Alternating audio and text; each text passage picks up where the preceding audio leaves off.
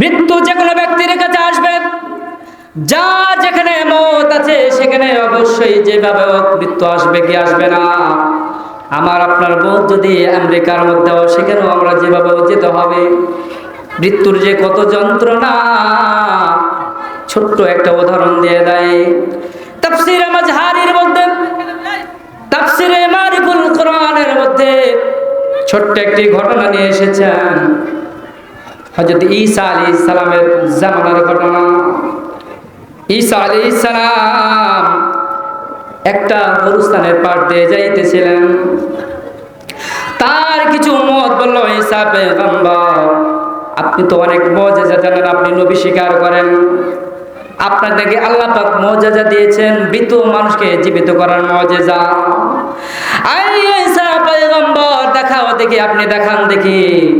ওই যে গরুস্থানের মধ্যে পুরাতন একটি কবর আছে, সেখানে যে ব্যক্তি ঘুমায় আছে তার আপনি জীবিত করাইয়া আপনি যদি আমাদের সাথে কথা বলাইতে পারেন, আমরা সাথে সাথে আপনার উপরে ঈমান আনয়ন করব।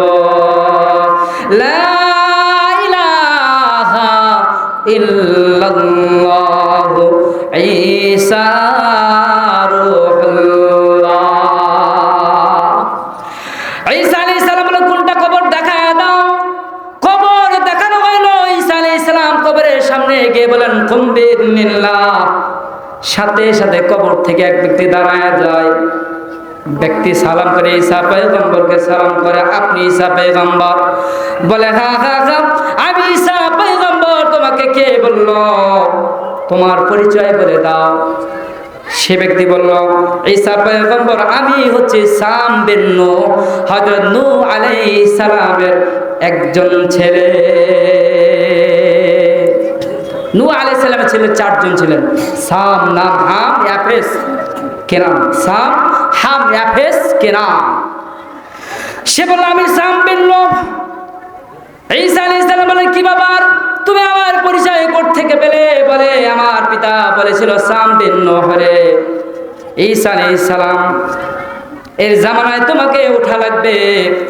ওই সময় ঈসা আলাইহিস সালামের উম্মতেরা তার ঈমানের পরিচয় চাইবে, তুমি কবর থেকে উঠিয়া তার ঈমানের সাক্ষ্য দিবে, নবী হওয়ার সাক্ষ্য দিবে।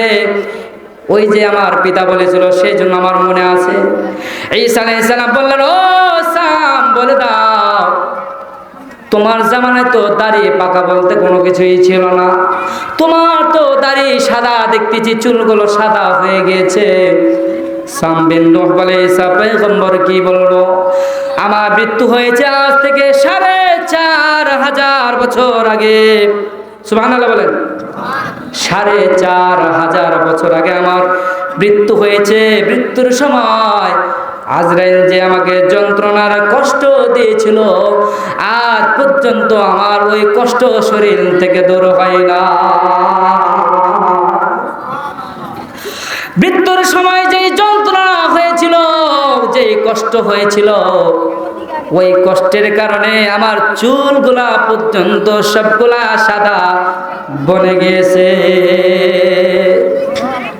তবে ঈসা পয়গম্বর, আপনি বলে দেন, মৃত্যুর সময় আমার যেই কষ্ট হয়েছিল, দ্বিতীয়বার আমাকে মরা লাগবে নাকি? বলে, কেন কেন কেন, দ্বিতীয়বার মরলে তোমার সমস্যা কোথায়? বলে, ঈসা পয়গম্বর, মৃত্যুর সময় আমার যেই কষ্ট হয়েছে, মৃত্যুর সময় আমার যেই কষ্ট হয়েছে, সেটা আমি আজ পর্যন্ত আমার স্মরণ আছে, আজ পর্যন্ত আমি বলতে পারি না। এই মুসলমান, মৃত্যুর কত জ্বালা যন্ত্রণা।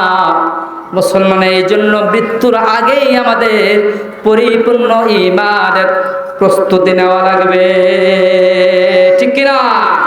আমাদের মৃত্যু যাতে আল্লাহ পাক ঈমানের সাথে নেয়, বলেন আমিন। মৃত্যুর সময় আমরা চাই আমাদের মুখে ঈমান, ঈমানের কালিমা লা ইলাহা ইল্লাল্লাহু মুহাম্মাদুর রাসূলুল্লাহ পড়তে পড়তে যাতে আমরা মরতে পারি। সকলে পড়ে আমিন। ইদ্রিস আলাইহিস সালাম, আজরাইল বলে, আল্লাহ, ইদ্রিস আলাইহিস সালামের মৃত্যু তো চতুর্থ আসমানে, এখনো তো দেখি ইদ্রিস আলাইহিস সালাম কোথায়? জমিনে। কোথায়? ইদ্রিস আলাইহিস সালামের মৌত চতুর্থ আসমানে। আল্লাহ পাক ইদ্রিস আলাইহিস সালামকে বললেন, খবর দিয়ে পাঠালেন যে যাও ইদ্রিসের কাছে, এখন থেকে যা আমল করবে একটা সওয়াব পাবে। কয়টা? দুইটা। বলছে এটা জানতে পারবো কিভাবে? বলছে আজরাইল আলাইহিস সালামের কাছে জানতে পারবো। বলছে সব পাবো দুইটা, আমল করবো একটা। এখন আমার কয়দিন হায়াত বাকি আছে এটা কিভাবে জানবো? বলছে আজরাইল আলাইহিস সালাম বলতে পারবে। বলছে আজরাইল কোথায়? বলছে চতুর্থ আসমানে। বলছে নিয়ে চলো। জিবরাইল আলাইহিস সালাম পাখাতে ভর করে নিয়ে গেছেন। সুবহানাল্লাহ বলেন। আজরাইল বলতেছে যে আল্লাহ, এখন পর্যন্ত ইদ্রিস পয়গম্বর জমিনে, ওর মৃত্যু হচ্ছে চতুর্থ আসমানে, কোথায়? জিবরাইল আলাইহিস সালাম গিয়ে বলে, বলো দেখি ইদ্রিস আলাইহিস সালামের মউত কতদিন পর হবে? আজরাইল বলছে আরে কিসের কয়দিন পর, এখনই তো তার মৃত্যু, আমি তাকে খুঁজতেছি। কোথায় সে? বলছে এই তো আপনার ডিপার্টমেন্ট চতুর্থ আসমানের উপরেই তো ইদ্রিস আলাইহিস সালাম আছে। সুবহানাল্লাহ বলেন। যেখানে যার মৃত্যু সেখানে নিয়ে যাবে কে? বলে সবাই, সেখানে নিয়ে যাবেন কে? সেখানে আজরাইল আলাইহিস সালাম ইদ্রিস আলাইহিস সালামের জানটা কবজ করলেন।